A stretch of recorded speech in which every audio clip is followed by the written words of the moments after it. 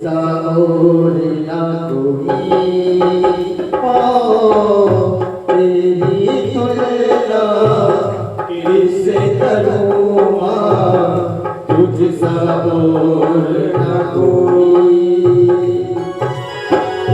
जब जब टूटे मेरा खिलौना, जब जब टूटे मेरा खिलौना, मुझसे पहले तू रोई हो तेरी तुलना किससे करूँ माँ तुझसा और ना कोई। बोली सच्चे दरबार की जय। सुखदेव भगवान का प्राकट्य होता है, वो प्राकट्य होते बड़े हो जाते हैं। अब इनका नाम सुखदेव ही क्यों रखा गया? सुखदेव इसलिए रखा गया, व्यास जी को सुख देने वाले। दूसरा मत ये है, सुख रूप में माता थी दत्ताजी जो आई थी, वो तोते के रूप में आई थी, तो उनको सुख बोलते हैं। उनके माध्यम से सुख के रूप में माध्यम से देव हुआ था, इसलिए उनको सुख बोलते हैं। सुख देवताओं के द्वारा भेजी गई थी व्यास जी को सुख देने के लिए दत्ताजी, इसलिए हुआ उनका नाम सुखदेव रखा गया। जो सुख देने वाला होता वो तो सुखदेव होगा। जो सुख नहीं देगा, कष्ट देगा, उसका नाम सुखदेव कैसे रखते हैं?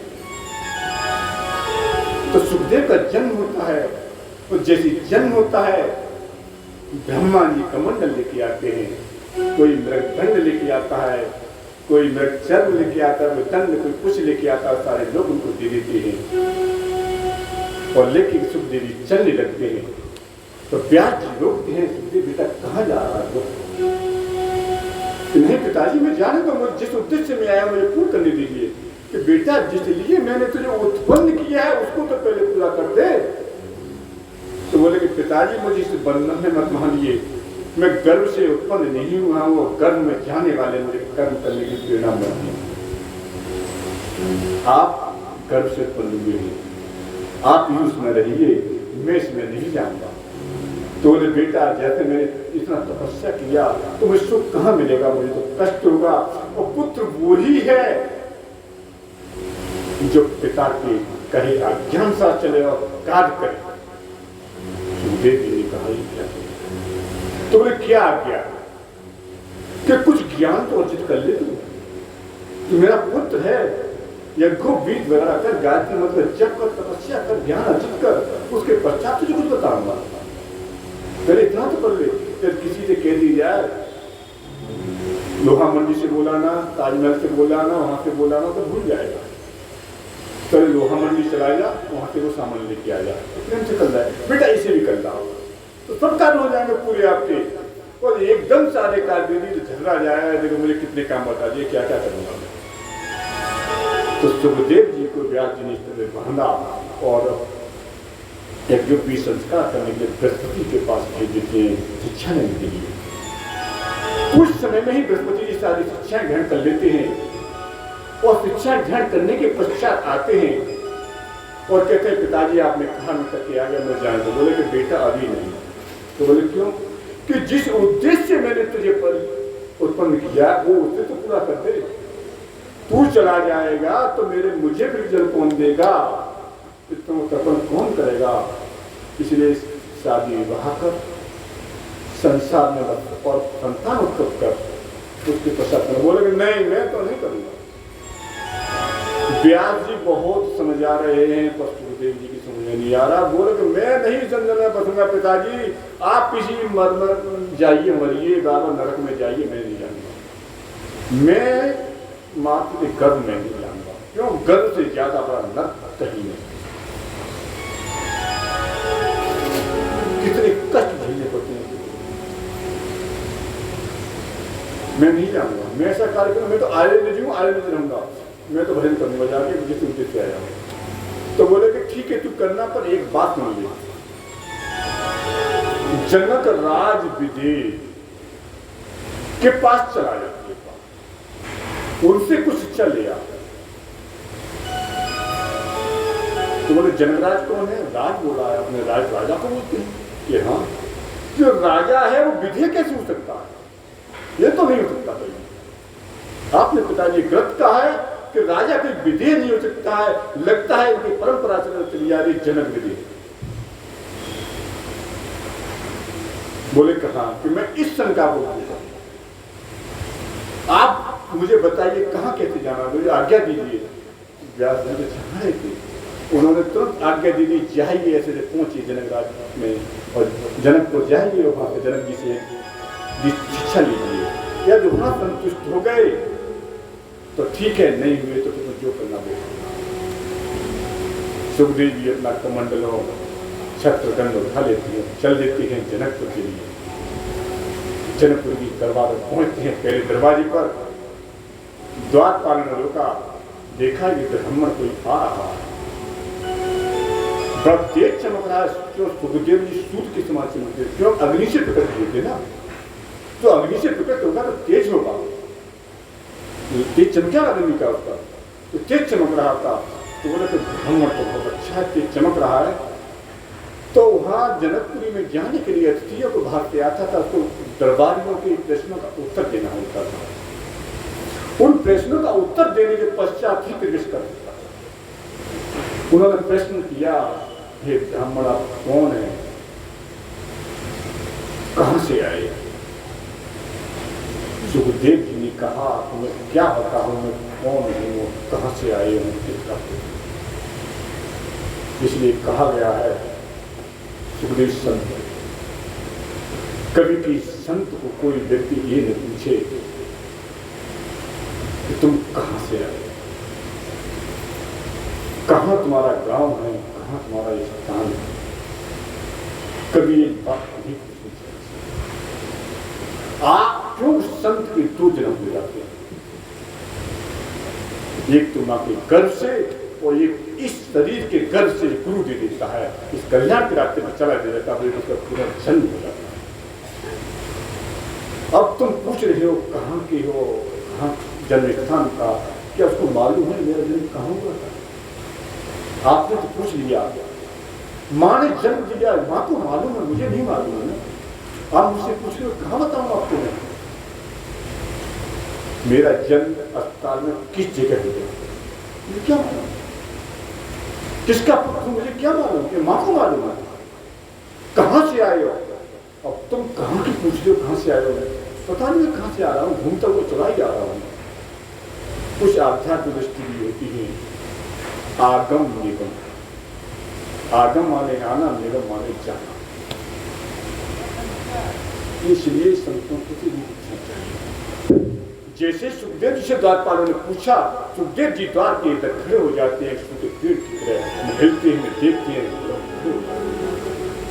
और लोग आते हैं जाते चले जाते हैं। द्वारपालों ने कहा कि कोई बुद्धिमान है और शायद मौन धारण हुए, इसलिए कोई बता नहीं रहे। फिर पूछते हैं ब्राह्मण देवता, बताइए आप कहां से आए हैं, कुछ तो बताइए, आपका शुभ नाम क्या है? कुछ नहीं बताते हैं।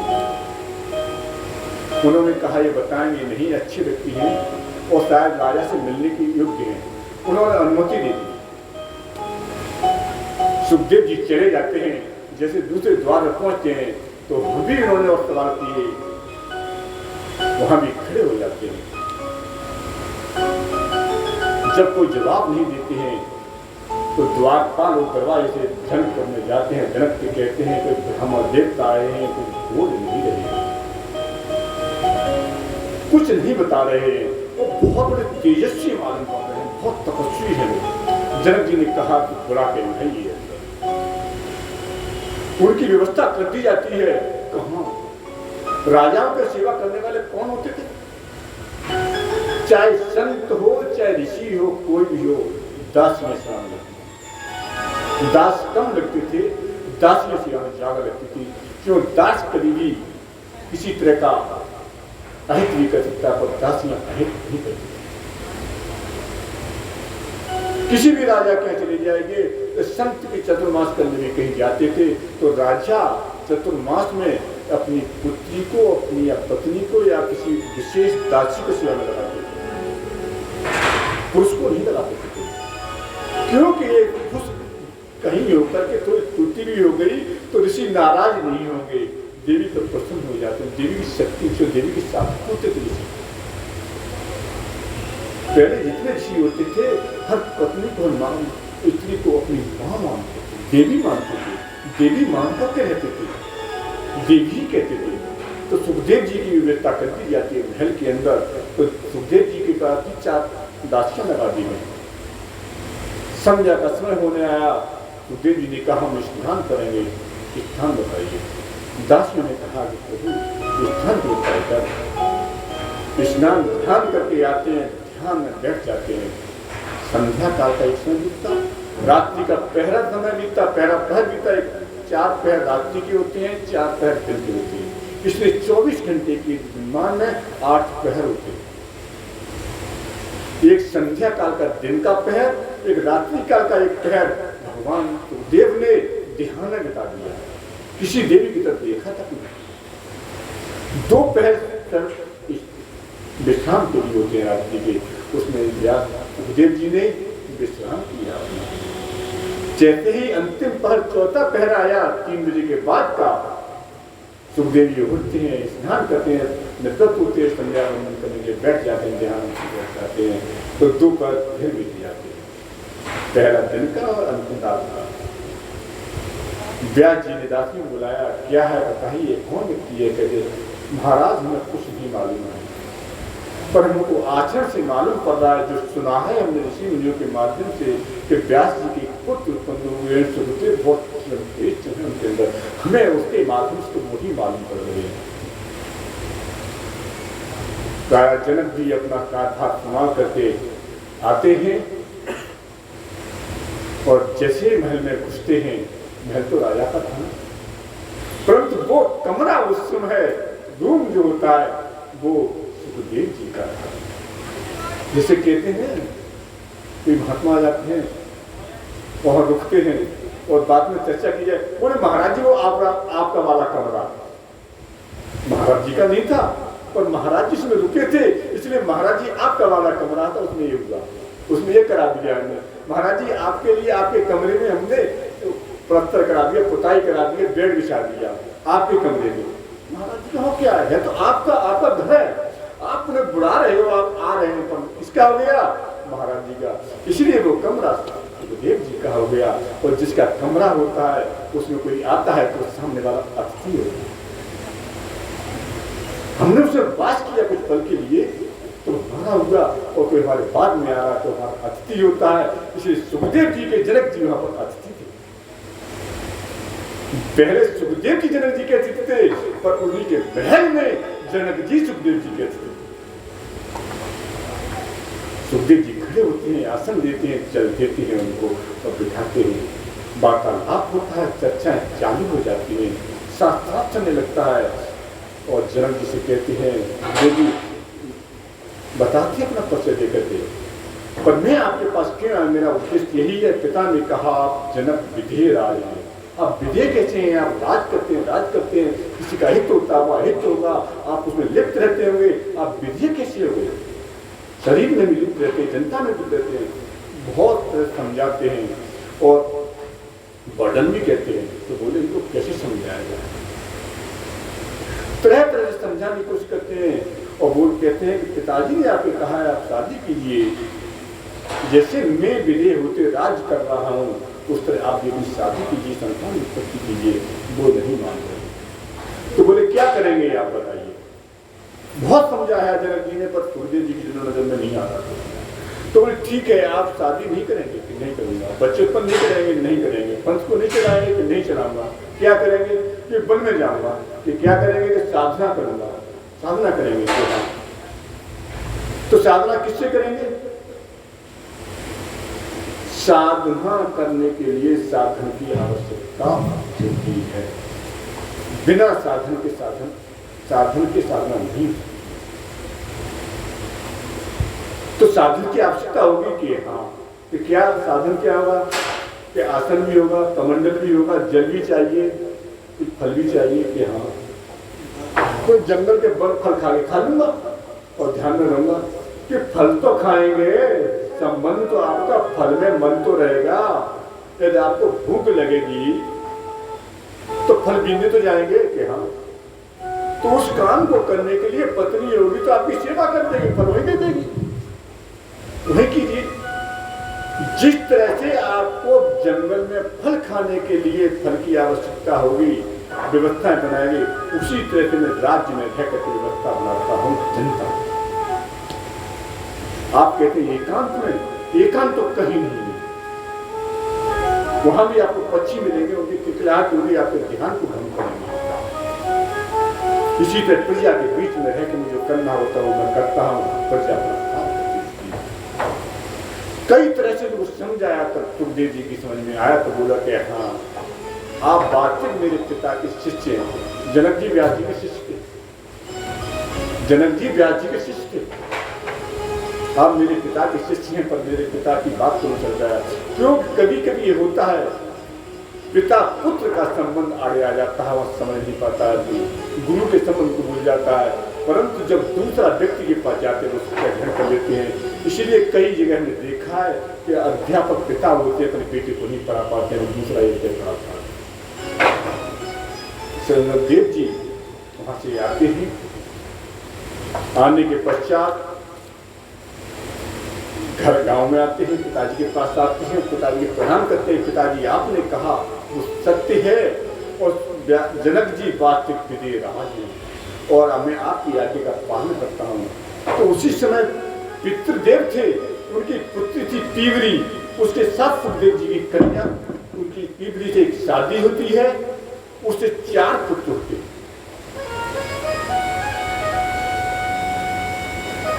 पीवरी के साथ साथ शादी होने के बाद 4 पुत्र होते हैं। एक का नाम कैश, एक का नाम गौरव, दूसरे भूर, तीसरे देवसुती, एक कन्या भी होती है कीर्ति, जो यश फैलाने वाली होती है। पुत्र तो उनके भी सुखदेव जी ऐसे ही हुए।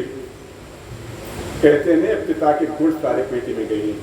जब पिता होगा तो उसके गुण तो जा ही जाएंगे।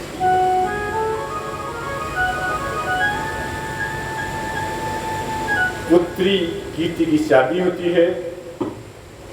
विद्राज देश के राजा अड़ू के साथ में पुत्र थे, अड़ू उनके साथ भी। उनके भी एक पुत्र होता है ब्रह्मदत्त।